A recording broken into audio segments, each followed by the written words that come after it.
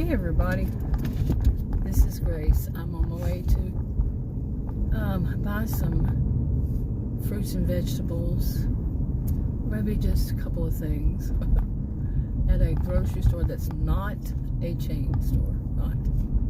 Now I don't, it's been a couple of years at least, I'm thinking, maybe more. When I was doing these videos about having a major problem with shopping, going grocery shopping, because everything would smell like, as one of them finally told me, that's probably, is what he said, an employee at one of the stores, he said it's probably the odor from the stuff that we clean the shelves with. And I'm talking the refrigerated areas, like some of them, like shredded lettuce sits in a refrigerated, yogurts, deli meat. That's deli meat. Whether it's actually from the deli there or it's some that's sent in, packaged already. Whatever it is, eggs, even meat. Those shelves would be cleaned by this stuff that had an awful odor. It actually smelled like a men's cologne, and it's from across the globe. And, Adam would be one who would know. Grew up near where it would come from, and it is a strong, strong, strong smell. Anyway, I complained quite a bit, because at the same time, it was the first time I got ill. I think the first time that it happened, we had our groceries delivered, and I thought it was the delivery driver had worn some cologne, and it got all over my groceries, all over the bags, the plastic bags, and stunk them up, But no, it was even in everything. Okay, I'm thinking it's gonna stop, and it's yeah, okay. Anyway, but it just continued. I went to, from that, it was a major chain store. I called to complain. They said, I don't, blah, blah, blah, blah, blah, blah. That's basically what I heard. And then, so I started taking a sample of every chain grocery store that I could find. And just, smelling it, which was not a smart thing to do, because that was the first time in my whole life, that I remember at least, I was old enough to remember at least, that I had stomach virus. First time ever. Ever. So, yeah, I would not advise anybody to do that. But, it wasn't like I had to smell the thing. You actually put it to my nose, but I have before. And unfortunately, it's a little bit of a habit now. When I get groceries, I put them not totally close to my nose, but enough to be able to smell it, and then wash them and everything. I have to wash everything. But anyway, I went to every chain store I could think of, and every one of them, every single one of them had that same odor. Okay. Only, I think, one has changed since then. Just one. Just one. Okay. Or was it that I thought it had it, and yet they returned to it? Anyway, so I'm going to a store that is not a chain store to buy these things, because I actually have had a head of lettuce. It was wrapped in the plastic. Bought at a grocery store. One of those, because is there any that's not? But, and the wrapper smelled like the plastic covering. And I opened the lettuce, and the lettuce itself smelled of that. It had that smell. I took off, like leaves and leaves and leaves, and went down, I don't know how many, until it stopped smelling, just to see. Just out of curiosity. It was several. Okay, I don't want that stuff in my food. I've had stuff that were wrapped in plastic, at the factory, I would say. And then my, you'll get it home and, okay, I was a little distracted there. You missed it, there was a police officer right there. Good thing I wasn't going flying down the road like other people. But anyway, I'm not going to remember what it was. But there was a kid that did not dilute, Stan that was working there did not dilute whatever it was for whatever it was. I think it was, he was cleaning something on the outside, out in the back of the restaurant. And he just poured it on straight from the bottle instead of diluting it with anything. And I'm like, wow, I always grew up where you diluted stuff that were chemicals. I don't know that they are like that now, but back then you didn't just pour straight chemical to wash your floor, to mop the floor or to wipe the countertops. Nothing like that. It was, it was always diluted. Things like for the windows and stuff like that, they weren't diluted because it seemed like they already were. But this straight chemical stuff out of a bottle, no, it was always dilute with water. And and you would clean it.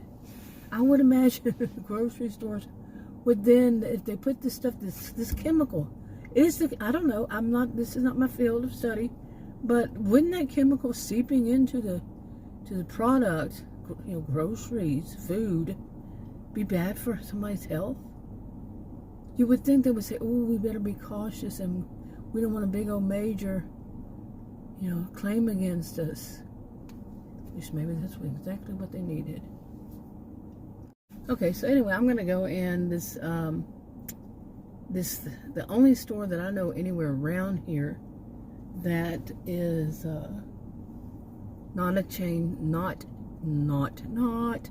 a chain store, and I don't know of any of them really. This one is a what do they call it? I think they call it an international market. Other places I've seen that I've been to are Indo-European, Mediterranean, on and on. That, yeah, and they're not chain stores. I don't know of any other kind around here at all. Where I grew up, there were plenty. They didn't go for the chain stores when I was young. And then one of them came to town and pretty much ruined all the businesses, like you've probably heard many, many times in your life. Yeah. There's certain stores that would come to town in these small towns. That was it. And all the other businesses would fold. And they had been so good for so many years. Actually, like when you go to a grocery store back then, a grocery store, and you actually go up to the meat section and they would cut your meat for you right then and there. If you wanted something sliced up or cut a certain way, they wouldn't charge you for it. Back in those days. Nowadays, I didn't even know this till I don't know how many years ago, but I said, man, we don't do that. It's all packaged and sent to us. I don't know. I mean, it wasn't recently, but I was like, wow. Chain store, nope, they don't do that. Nope. We might have some out there out front. And we might package some up that we find in the back. But, yeah, back then, those were the days. And I remember, I was thinking this recently, how many of us are old enough to remember when the time before electronic cash registers, and the time whenever they had to actually push the buttons.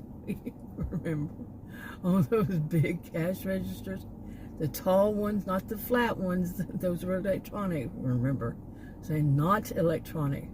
I remember those. And the cashiers, everything was usually marked, but if it was on sale, straight from the newspaper. Remember those things? Newspapers, their ads, papers that came in the newspaper. And the cash registers every week knew what all the sales were. The machine didn't make it for them. The machine didn't put the cells in the form. These things were already marked with, you know, a price or something. And sometimes they didn't have a price on them. But they knew, the cashiers knew the prices. You know, I wonder if any of them do nowadays. Of any generation, any age. I don't like when so many people these days talk about generations. Just read an article about this generation, that generation. My degrees are in psychology and sociology. So yeah, I've heard enough of generations. I don't like that. It's too much of a stereotype. But anyway, of any generation, do they know the prices? You know? I mean, can you imagine you're standing there all day long ringing up stuff and you don't really know the prices of them? I mean, all you're doing is going slide, slide, beep. Oh, wait, that didn't beep. Oh, better find the why. Back then, they had to go ding, push button, push buttons, push buttons. Big difference. Anyway, I'm going to go over there and go in there. Okay, I went to that store, and this time I was not that impressed. I don't know, I guess it's because it was had been up until last week, I guess, their Ramadan. And they still had the signs up. They haven't had time to go through everything, I guess. I don't know. Anyway, wrapping this one up. Hey, everybody. This is Grace. I am sitting here. I just went to a store over here. And I was wanting to do a video about why I decided that I wasn't going to continue right now with some of this medical stuff. It's just been too much. I have 8 appointments scheduled for different things. And only one of them is tests, 2 different kinds of tests, and, you know, labs and such. And one of them is not related to health. So it's 2. So 6 right now that are different healthcare things. You know, healthcare providers. I should go back and check that, make sure, because that's a lot, man. And I still, and that's, you know, that's for the next 3 months, but most of it is for this month, April. Okay, I believe most of it is for this month. And then, just think they're going to reschedule and on and on. And it's like, come on. Today I said, no, I'm going to cancel the physical therapy. Now, if it had been the physical therapy also, it would have been about 25 appointments altogether with everything else. Seriously.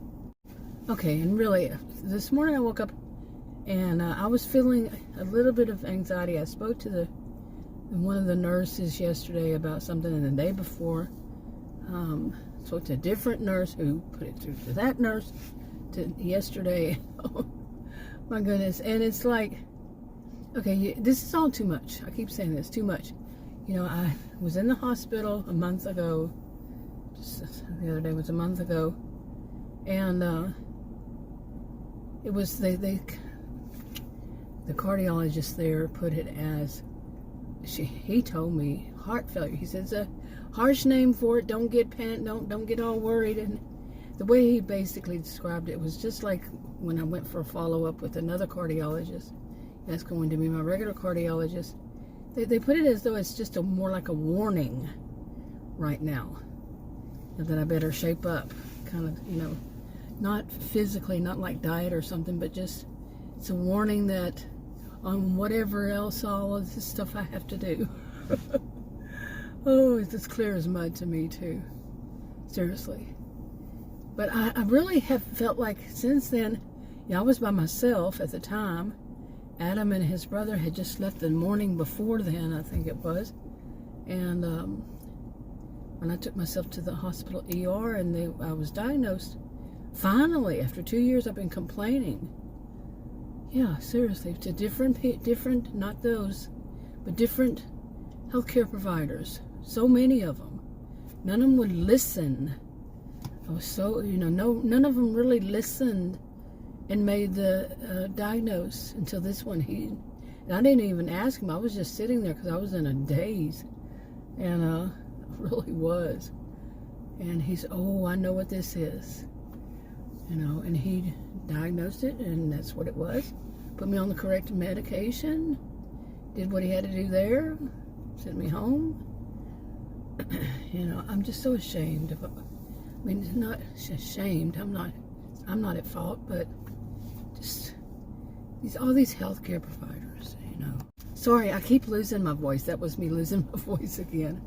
Oh my goodness, really.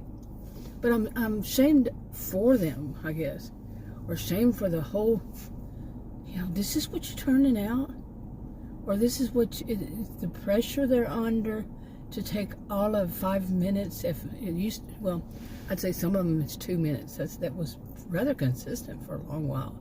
2 whole minutes the doctor was in the room with me anytime I ever went.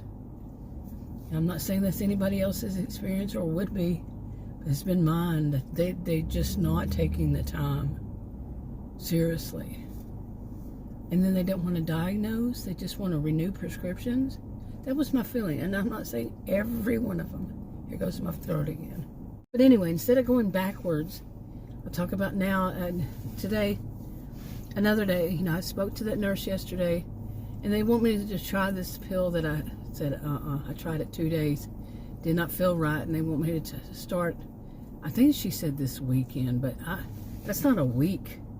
I had told the nurse before her that I wanted to wait until I knew for certain, you know, I was not feeling anything bad, and I would know for certain it's that medication, not something else that I wasn't feeling well because of this past weekend when I started taking it.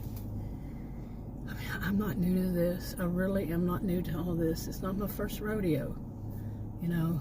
And anyway, the doctor sent a message through this nurse that called me yesterday and said for me to do it. I think she said weekend, but no, I'm going to wait at least a week. I took it this past weekend. I took the last one yesterday. Today's Monday. I'm not going to start at least until Monday. You know, until I'm over whatever it is that I'm feeling, so I know. Anyway, at least a week. You know, that I've been off of it totally. And as far as oh, my face is hurting. Oh my goodness. But as far as I'm rubbing my face, oh, feels funny. I went to that store, I don't know. Anyway, this, as far as the physical therapy, when I woke up this morning, I was feeling kind of like a bit of shortness of breath, like I was explaining to them that I felt yesterday and the day before. Since I started taking that medication, I was feeling shortness of breath again. I didn't like that. And the other medication that the ER doctor put me on was doing just fine. Okay, I've taken it for just over a month, feeling just fine with it, but then, I mean, about a month.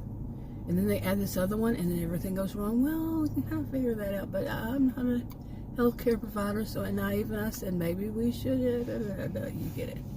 But then I woke up this morning feeling that shortness of breath, and I was to have, no, today's not Monday, today's Tuesday. Oh my goodness. But anyway, I was going to go to do physical therapy, and I said, no, this is not what I want to be doing right now. I don't need so much stress. I don't need so many appointments. I was going to have 2 on Thursday also. I'm not, I'll go to one of them, but that's it. The other one was another, I think it was Thursday, if not Friday, but Thursday. Another physical therapy. I'm not doing it. And I called and told her I'm not doing it. I've got to concentrate on this medication. And she said all this other stuff. And I said, no, right now I'm going to focus on this. And I really do. I want to focus on getting back to doing the things that I need to do, that I want to do. I'm 61. I'm tired of doing things I have to do. You know, like as if there's some kind of boss over me. Like when I was working full-time, you know, everything was so much in my lifetime, in my whole life. Everything was, well, you have to do this, you have to do that, you have to do this, you know, the second shift, as people call it. I remember being an employee, a homemaker, and a student all at the same time for a long time. It was just too much. So now I don't want to go to physical therapy. I don't want to have that schedule. I don't want to have some stuff, in my planner. Well, I have 4 planners now. Every year I always would have 3. And they're not for planning stuff. It's for keeping stuff that I needed. Well, some of it's planning. Like this year, I had to buy a 4th one for just appointments. So that kind of thing is, kind of a planner in a way. But the other ones are just keeping track of what days, this I did this or had that or whatever, different things. And but to have to get another one just for appointments, I don't want all that at this point in my life. Come on. And then to you go to these appointments and to really get so little information. It's like, what the crap? I'm paying you, or my insurance is paying you to see if I have a health problem. Would you like to explain it to me? Would you like to say something at all? Instead of me just hearing crickets when I ask? And would you like to diagnose? And would you like to explain to me why I'm on this medication? What is it for? What should I watch out for? What happens if like this latest one? What happens if my body says no? You're going to put it through a torture all over again? Oh my gosh. I'm not a happy camper with all this. So the physical therapy thing, my body would hurt, if I went, 2 days apart or 3 days apart, from one another, each one. I would, and I was supposed to be doing it, all this stuff from home too, every day. There was just no way, because my body would have hurt so much. After just one day, just 1 hour. All I was doing was 1 hour. And it was like, okay, I understand that I have to do this. I'm going to feel some, not pain, but ache. And then I started feeling pain. That wasn't good. But, I understand I still need to do these things, if I'm going to heal. And, it's not really heal, it's build. I'm not, I have a problem with a little problem with my hip, but I have to see the doctor to get that confirmed. But, I've had it before, bursitis, when I was young, and it looks like maybe I have it again. But it was getting better. Anyway, I can do some of these from home and continue. But right now, I need a little separation from all this. All year long, it's been this about appointments. And appointments cause me anxiety. And the feeling that I was having, like I explained to the first nurse and the second nurse, it was like whenever, not the same as, but like when I would have anxiety or something, and there was like a little flutter. How many people understand that? Like a little flutter, some I think call it quickening, something along this line. And I didn't like that. And it's called, these appointments these days, and has been for I don't know how many years now, cause me anxiety. I had that white coat syndrome, which I thought was a joke when one of my sisters told me about it. But when I go see a doctor, my blood pressure will be higher. Okay, and it's because of the anxiety. It's because of, for me, I'm not saying for anybody else, I'm talking about me. And I could be wrong even, but whenever I go into a doctor's office, I can tell you, if not always, at least really close to always, there will be at least one person working there who plays this thing like she or he is superior, and will be like snarky, snarly, snippy, nose snobby, nose in the air, let's do all these S words. There are plenty of them. You really think about it, there are plenty of S words to describe. Yeah, these kind of things. But anyway, oh, you know, like I said, if not always, I'm not an all or nothing kind of person, but I'm saying this, my experience is that there, since I was a child, they're gonna play the superior attitude. When, honey, you're not superior. I don't play that totem pole game. I don't think in terms of people are superior for this or that, because, you know, it's really based on what you think makes a person superior to you. And it's only to you. It might be to other people in your life because you found somebody who, you know, some people go around calling that common sense. No, it's not really common sense. You know, it's not sense. So people try logic and logical sense. Try that. Because I could be, you know, I'm going down on this road, I'm going stream of consciousness. But, you know, I could have go into a store and say, oh, the sky is green, and find a whole bunch of other people look out and say, oh, it is green, it is green. And everybody knows that the sky is green. No, the sky is not green. At least not here. Somebody will come up and say, well, you know, at this time, some know-it-all type that's got to act like they're superior. I kind of like when I'm like this. Oh my goodness. Now I'm starting to, I'm serious. Once I told the physical therapist no and decided this earlier today, I started feeling better. Of course I did. Little bit by little bit. Because this has been too much. 2 years now, this month, 2 years ago, I started complaining to various healthcare providers, supposed. That's what they're doing. You know, that's what they're supposed to be doing, that I was having problems. It was mainly at first with my stomach. It was swollen. You know, and my legs were swollen. Edema. I knew what that was. And they just didn't listen. So it took almost 2 years to have that diagnosed. 2 years. So this has been a long concentration time, concentrating on this, and they're not even thinking. What are they thinking? Oh, they don't want to diagnose, you know, what if I diagnosed, you know, I could be wrong. Because I could practically hear their brains, or that they were off texting. Why are you parking freaking behind me? What the crap? What the ever-living crap? Okay, I think I can safely say that I am back. The jerk, I mean, what nerve of somebody to come and park. There was not enough parking place for him to even park. But he wanted to get right up on me so he could, because he has this big old long van, you know.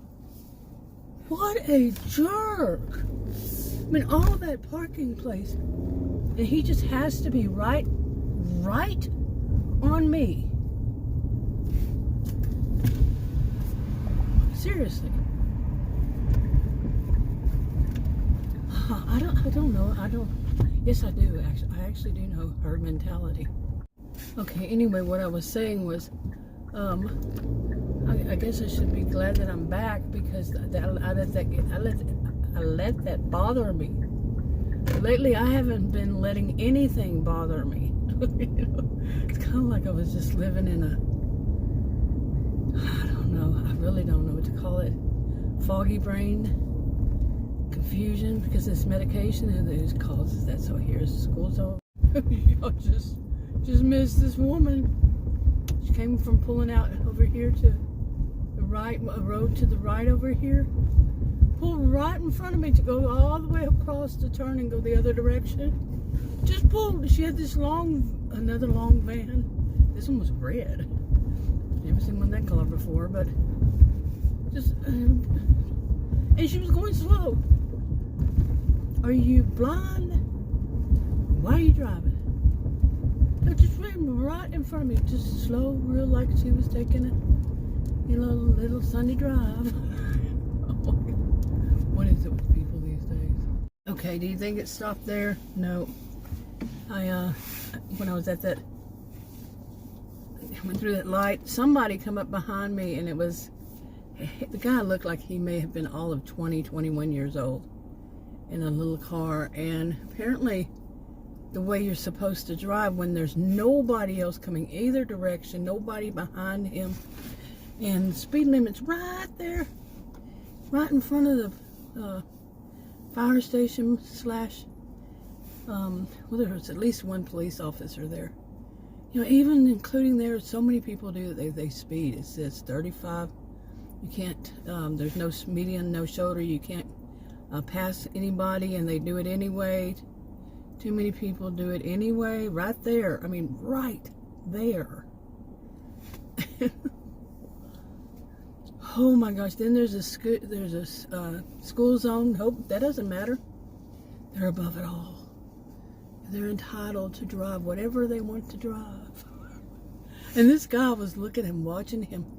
And when you look at their faces and you see that they don't really seem to be there. You know, have you ever done that? And the person that's tailgating, it doesn't seem to be there. It's like they have this blank look on their faces. They're in some other world or something. It's scary, especially through a school zone. That's the school zone right over there. Kids are being let out. Yeah, it's not safe. But nope, they feel like they should be going right on your tail, and maybe you'll move so then they can go 60. I've seen this happen too many times in neighborhoods that are marked 30, like this one. Okay, so anyway, yeah, I'm finally letting stuff bother me again. Or finally stuff is bothering me again. I wonder how I should put that. Maybe, hopefully not too much where I would hurt myself, but for a month now, I guess I've just been stunned. And plus so busy. Just, you know, it feels like basically I'm still on one of those medications, not the recent ones, but the one that I was put on, a year ago or so, that causes tiredness. And I'm planning on asking my doctor when I see him in a few weeks, to let's start getting me off of that one. I'm tired of the tiredness, and the tiredness goes along with, you know, it's tired. I mean, I want to sleep all the time, and not all the time, but quite often, because I had the edema. Also had to worry about on and on and on. I need a break from this stuff, and not for a bad reason, but for a good reason. 2 freaking years. Okay, 2 years. I just need, you know, like I feel like I just need to stay on that one medication. Let's see, let's run its course. Let's go a few months, a year, whatever it takes to see, do I really need another one? I don't think so. I don't think whenever that one, they conflict with the other 2 medications one medication I'm on that I take twice a day. Come on, people. Stop. You know, I'm not young. You know, I haven't felt like I've been a guinea pig so many times in my life. You know, I don't need it anymore. I don't want it. I didn't need it then. I definitely don't need it now. It's my opinion. I'm sticking to it. But anyway, I'm gonna wrap this up. Go home and figure out to get in my neighborhood. Get off the crazy streets. But hey, the kid, 20-year-old, 21, even that, it seemed like he was just in another world, and he was driving real close to me, you know, tailgating. You know, he came to this neighborhood. I go right past the school, trying to drive like he wants to because he's entitled. Seen so many people, so many ages. It's not just one, like I've said in another video, or was it this one? Don't like when people talk about, you know, generations, and it's always some kind of stereotype, you know, about this generation or that generation. Nope. These days, and it's been like this, it's not just these days, so many people from so many ages have some people, where I live, has a reputation of people have a high sense of entitlement. Yeah, people. It's not saying just certain people. It's people. Anyway, wrapping it up. Talk to you on another video.